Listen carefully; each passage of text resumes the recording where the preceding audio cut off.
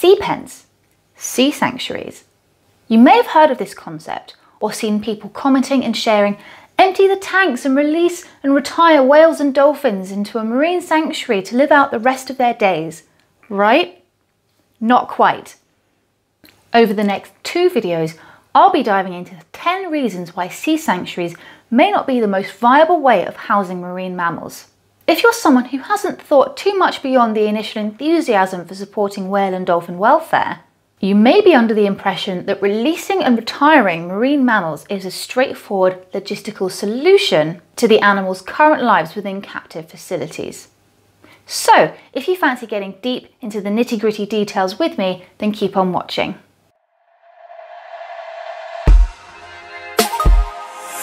Hello and welcome to this episode of Emma's Deep Dives, the channel where I, with your help, change the narrative on what we understand about animal welfare and the impact that it has on our thoughts, feelings and decisions we make every day.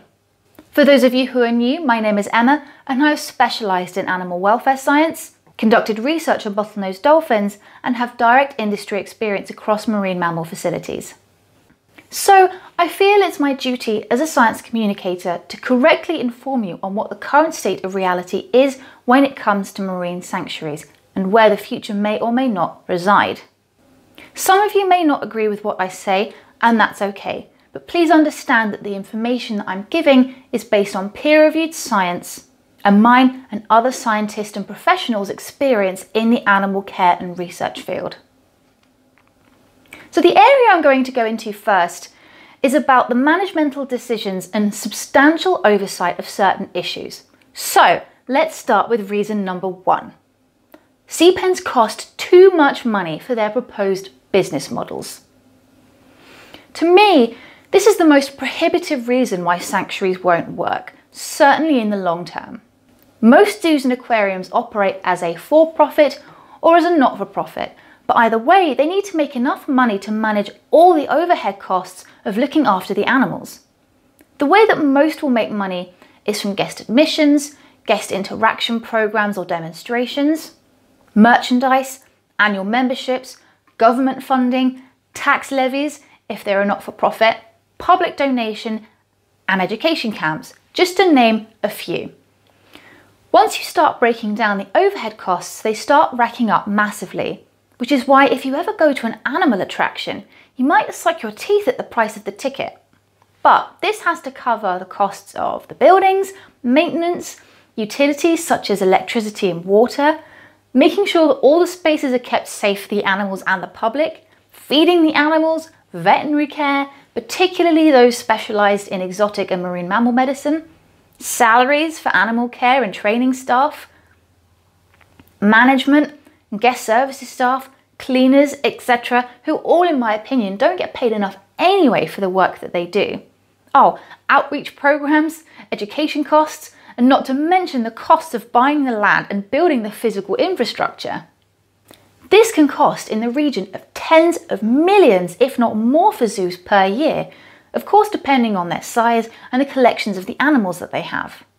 Proponents of sea pens plan to finance these sanctuaries from donations, which is incredibly risky, especially in the long term when the animals may not be dominating the news headlines anymore and public enthusiasm creeps towards the backs of people's minds. These animals have the potential to live for the next 20 years, provided that they can be moved successfully. But how can that level of income be sustained through donations for such a long period of time? The main tactic of activism is to raise money from donations to create campaigns. But if the money that they need to campaign has to come from donations, then what money is left over to care for the animals and pay for the staff? Moreover, they say they don't wish to exploit the animals by having them on display, but they'll still charge admission and take visitors out on boats to see them. So how is that really different in principle? For sanctuaries that aim to house large marine mammals such as orcas or belugas, their upkeep costs tens of thousands to hundreds of thousands of dollars a month. There's lots of figures that get thrown around by leading advocates of sea pens as to how much money is required for the building and upkeep. For example, the Sea Life Beluga Sanctuary, it has a Just Giving page, and it lists its monthly running costs at £37,000 a month for their 2 belugas. Since their campaign began months ago, it's only raised about 25% of the costs for 1 month. Granted, I'm sure people can donate through the Sea Life website as well, but obviously COVID-19 has had a massive impact and it's already wrecking their fundraising efforts. As a second example, based on how much it costs for Kiko's care and food, I'll explain who he is later, accounting for inflation, per whale could cost up to $478,000 a month, which racks up to about $5.7 million for 1 whale per year. And that's conservatively ignoring the additional cost of building the sanctuary and its maintenance.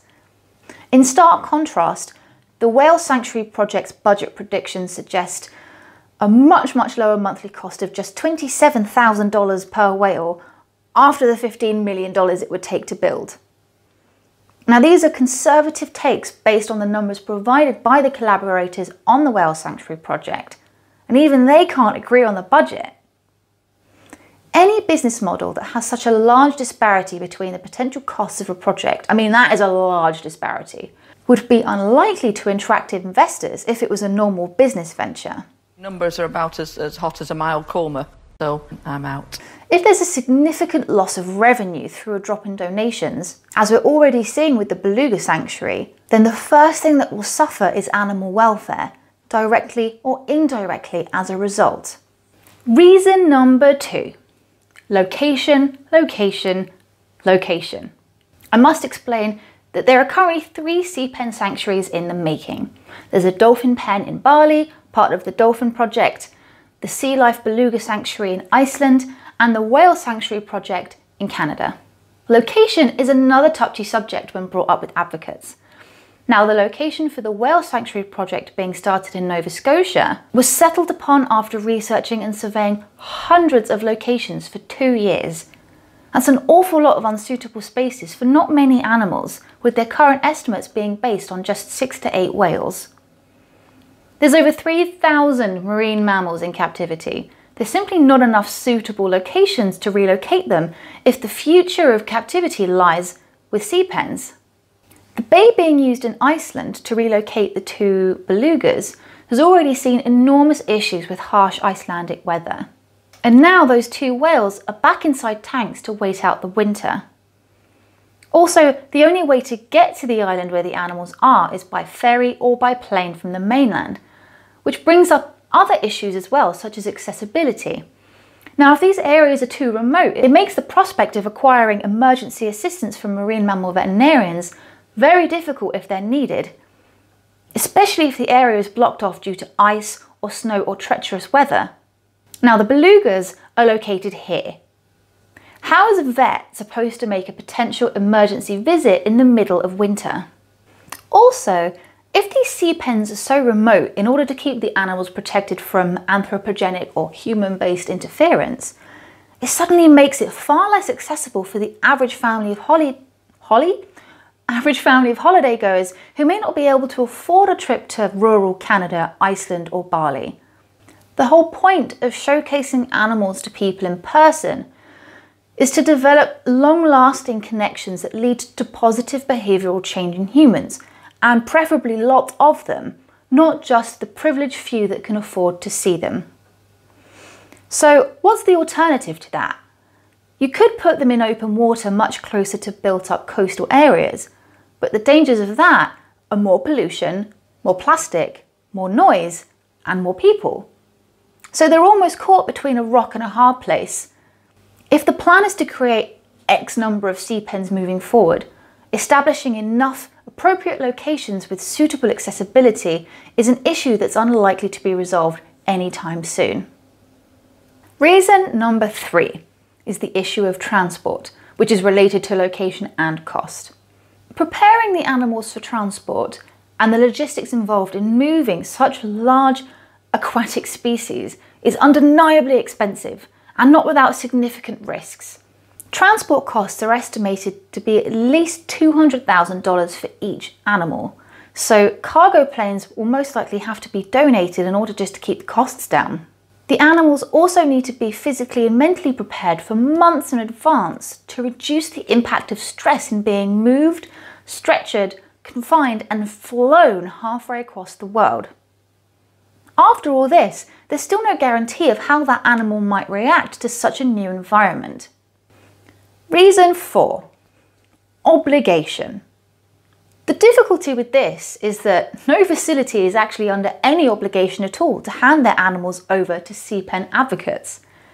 Animals that have been bred in captivity, they're essentially either owned by the facility or on loan from another. There's no legal basis or requirement for facilities to give up their animals.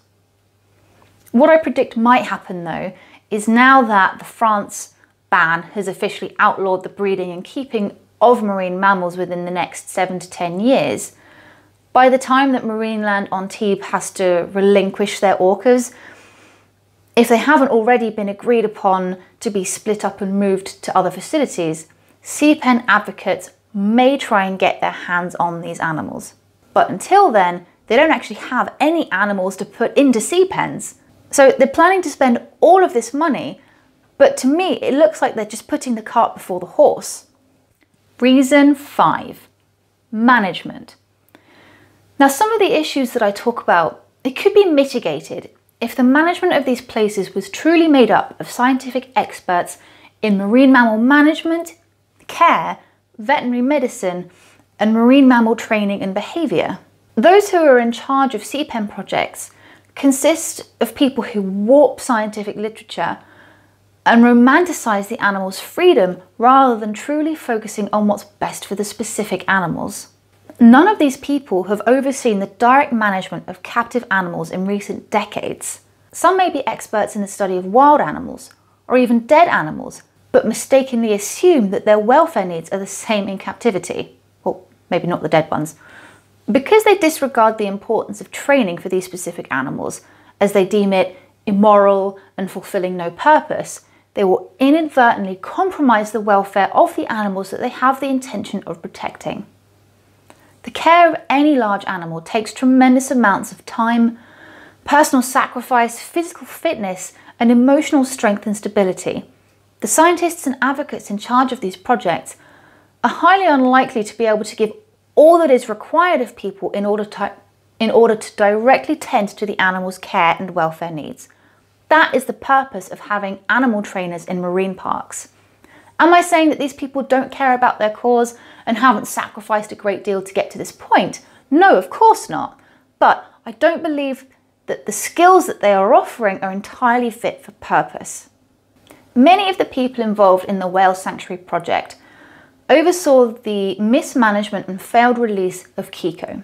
Now, for those of you who are unfamiliar with Kiko, he was the orca that was featured in the Free Willy movies. And because of activist pressure, he was later put into a sea pen with the intention of releasing him back to the wild, where the expectation was that he would learn how to hunt and integrate back into a group. Now, that didn't happen, and he ended up seeking the company of fishermen instead and died of pneumonia, not having successfully re-socialised. Mark Simmons, who is the director of animal husbandry for Kiko's release, wrote a book called Killing Kiko, which I recommend, and I've linked it in the description below. I truly hope that they've learned from the mistakes and the wrong assumptions that they made about his care and behaviour, but how many tester animals do they need to go through to figure out the best way to do it? It's not the 60s and 70s anymore. Ethics in animal care and training in science is a thing, and it must be respected. I'm not expressing this information to damn or shame people who believe that marine mammals belong in the ocean. That's a perfectly reasonable thing to want. But there is so much nuance that's been deliberately paved over so that most people simply now react to marine mammals in a purely black and white way of thinking. This does a huge disservice to everyone involved, including the scientists researching these animals in the wild and in human care, to conservation efforts in the wild and in human care, to both wild animals and zoo animals, and to all of you, including me, who for the longest time sort of smiled and nodded at what we heard from activists because that's the only narrative that's been accessible for what feels like decades. Part of the reason for creating this platform is so that sensible discussions can take place between people on the topic of animal welfare, as it's been notoriously difficult to get a word in edgeways in other forums, or because those forums simply turn us off from wanting to engage. Therefore, if you have any constructive contributions to share, or would like to let me know how any of what I've covered in this video makes you feel, I'd appreciate you leaving your comments and thoughts below. And if you enjoyed it, click that like button. So there you have it, the first 5 reasons to be considering just how viable or not the concept of sea pens is from a management standpoint. In part 2, in my next video, I'll go into detail on how sea pens are likely to impact animal behaviour and welfare directly. To catch part 2, hit that subscribe button and that little grey bell and stay tuned for the next episode of Emma's Deep Dives. Bye.